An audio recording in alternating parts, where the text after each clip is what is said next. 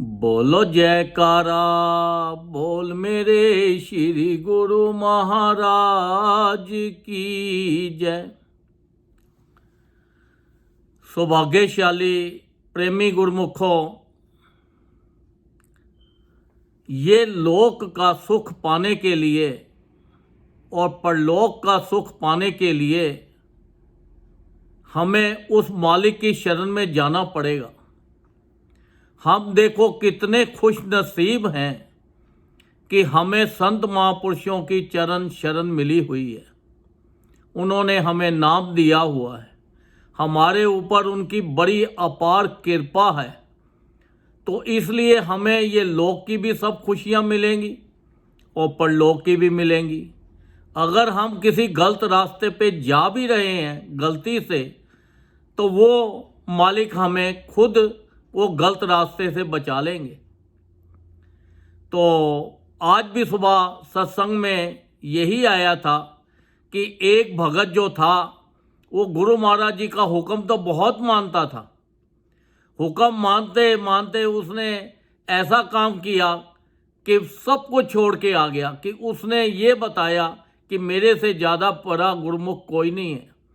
जैसे ही वो गुरुमुख आ रहा था तो रास्ते के अंदर उसका मन विचलित हो गया और मन विचलित के कारण वो गलत रास्ते पे जाने लग गया। जैसे गलत रास्ते पे जाने लगा तो संत महापुरुषों ने उनको गलत रास्ते से बचा लिया, जाने नहीं दिया। जब वो संत महापुरुषों के पास पहुंचा तो उन्होंने बताया, गुरुमुख ने, महाराज मैं तो अपना ऐसे छोड़ के आया हूँ सब कुछ और आपके चरण शरण में आया हूँ। तो तब संत महापुरुषों ने फरमाया कि देखो हम भी तुम्हारे लिए सारी रात जागते रहे हैं और हम तुम्हें गलत रास्ते से बचाया है। देखो जिसके ऊपर मालिक होता है उसको कोई टेंशन नहीं होती, और जिसका कोई मालिक ही नहीं है उसका तो कुछ कह ही नहीं सकते। अब देखो एक छोटा बच्चा होता है, अब उसके ऊपर उसके माँ बाप होते हैं। जब माँ बाप होते हैं तो वो बच्चा कोई भी गलत काम करने लगता है तो माँ बाप उसे रोक लेते हैं। अब कोई भी आदमी देखो, जैसे कोई आदमी सेठ के साथ जा रहा है तो सब लोग उसे कितना झुक झुक के सलाम मारते हैं, हाँ जी, सब उसकी रिस्पेक्ट करते हैं। और जैसे ही वो अपना अकेला हो तो उसको कोई पूछता नहीं है। तो इसी तरह संसार के अंदर जो भी आदमी उस मालिक की शरण में जाता है उसको संसार के सब हर तरह से खुशियाँ ही खुशियाँ मिलती हैं। जहाँ पे भी जाता है उसको इज्जत मान मिलता है। अब देखो द्रौपदी थी, द्रौपदी ने याद किया उसका मालिक को तो देखो उन्होंने उसकी इज्जत रख ली। अब पांडव थे, पांडवों ने उस मालिक को याद किया, उनके साथ था तो उनकी देखो इज्जत बच गई। इतनी बड़ी सेना से 5 पांडवों ने जीत पाना नामुमकिन था, फिर भी वो जीत गए क्योंकि मालिक उसके साथ था। ऐसे ही एक कथा सुनाता हूँ। एक बार जंगल में एक गाय घास खा रही थी। जब घास चढ़ रही थी तो उसको आभास हुआ कि शेर आ गया। जैसे ही वो पीछे से उसने मुड़ी तो देखा शेर आ गया। वो डर के मारे अपनी जान बचाते बचाते भागती भागती एक तालाब में घुस गई। अब वो तालाब के बीच में जैसे घुसी और उसके पीछे पीछे शेर भी आ गया। अब वो जो तालाब था उसमें पानी कम था, कीचड़ ज़्यादा था।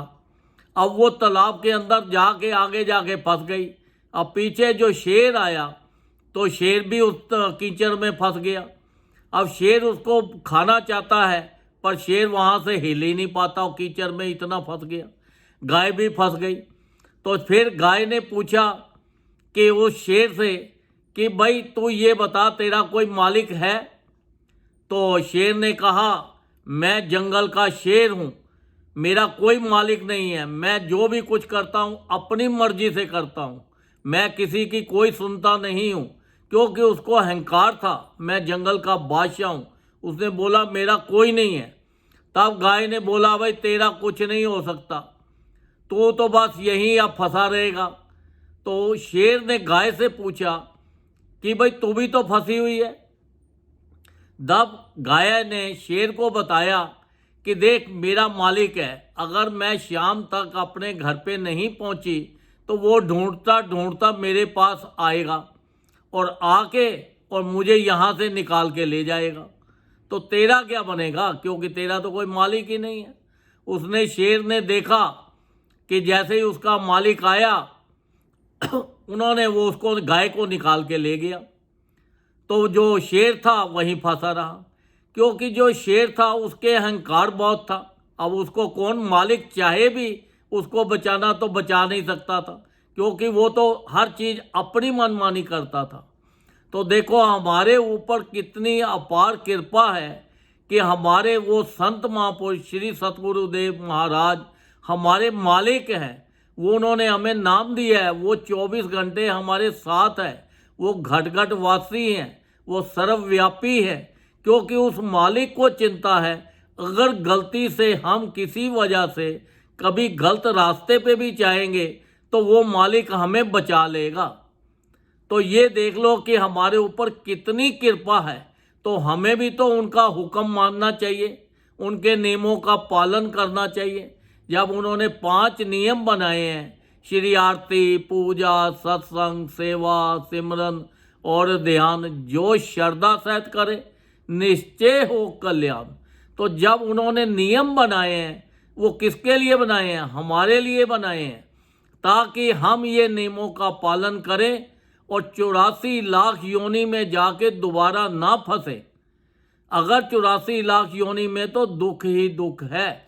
जब उन्होंने हमें नाम दिया है, ज़्यादा से ज़्यादा नाम जपेंगे तो वो मालिक हमारे 24 घंटे हमारे साथ है और हमारे ऊपर उनकी अपार इतनी कृपा है, इतनी कृपा है कि वो हर वक्त एक ही बात याद दिलाते हैं, नाम जपो, नाम जपो, नाम जपो, नाम जपो। जितना हम ज़्यादा नाम जपेंगे उतनी हमें ये संसार की हर खुशियाँ मिलेंगी, हमारी शारीरिक बीमारियाँ दूर हो जाएंगी, घर के अंदर कोई प्रॉब्लम है वो भी दूर हो जाएगी, हर तरह से खुशियाँ ही खुशियाँ मिलेंगी अगर तुम विश्वास के साथ नाम लेते हो।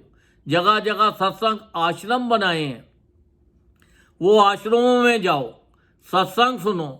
जब सत्संग सुनो तो तुम्हारा ध्यान सत्संग की तरफ होना चाहिए, इधर इधर ध्यान नहीं होना चाहिए।